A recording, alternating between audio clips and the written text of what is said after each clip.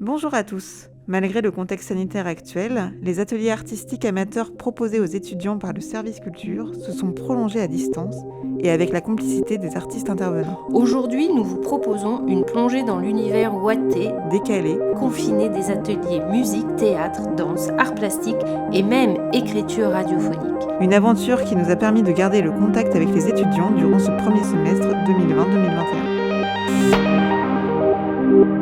Atelier confiné.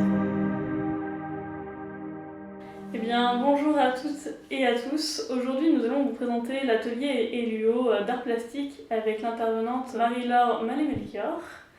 Enchantée.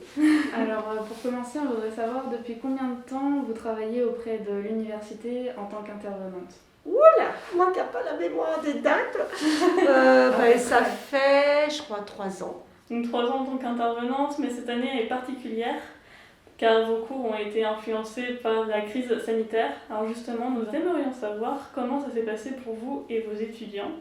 En fait, ce qui était bien entre guillemets, on avait déjà commencé pas mal de cours en octobre, novembre.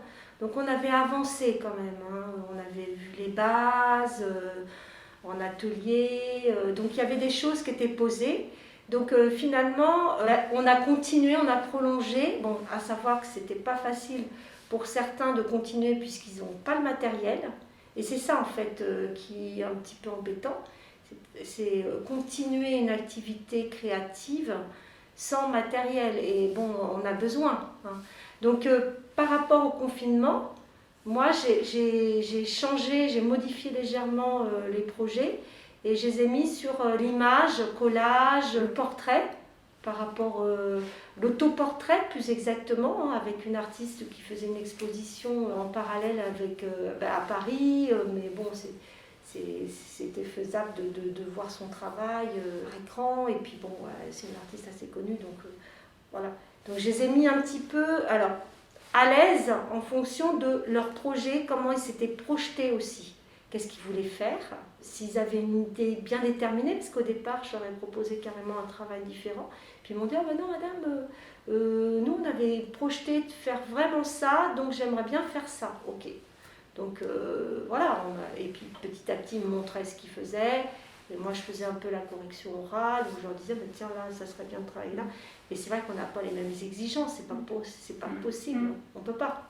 Oui, vous devez vous adapter.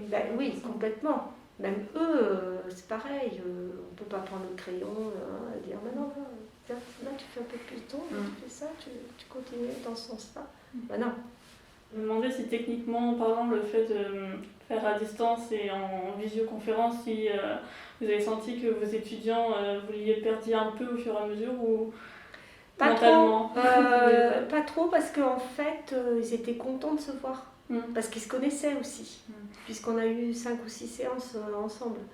Donc, alors que là, par exemple, bon, c'était la semaine dernière, deuxième semestre, sur l'habillage scénique, et là, ils ne se connaissaient pas, donc il n'y a pas le même rapport, le même contact. C'est différent.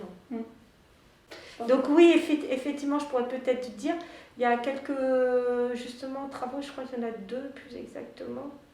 2, et puis oui, il y a eu le Dieu du Soleil, manga, il y a eu plusieurs mangas, et c'était d'après Cindy Sherman, l'autoportrait, le travail sur le portrait, donc voilà, c'était juste une petite précision. Ok, très bien, eh bien merci.